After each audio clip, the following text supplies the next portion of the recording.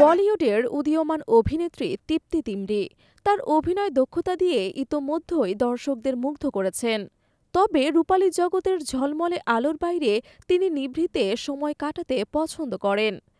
সম্প্রতি কসমো ইন্ডিয়াকে দেয়া এক সাক্ষাৎকারে তৃপ্তি তার একক ভ্রমণের প্রতি ভালোবাসা এবং ফ্রান্সের এক প্রত্যন্ত গ্রামে কাটানো সময়ের অভিজ্ঞতা শেয়ার করেছেন। তৃপ্তি জানান, গত বছর তার কাজের চাপ অনেক বেশি ছিল, যদিও এতে তার কোনো অভিযোগ নেই।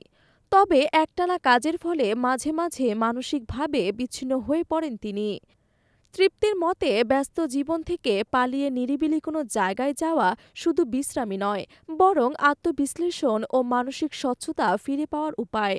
ফ্রান্সের সেই প্রত্যন্ত গ্রামে একাকী সময় কাটানোর অভিজ্ঞতা সম্পর্কে তৃপ্তি বলেন, সেখানে প্রকৃতির সান্নিধ্য নিজেকে নতুনভাবে আবিষ্কার করেছি। স্থানীয় সংস্কৃতি ও মানুষের সঙ্গে মিশে তাদের জীবনযাত্রা সম্পর্কে জানতে পেরেছি।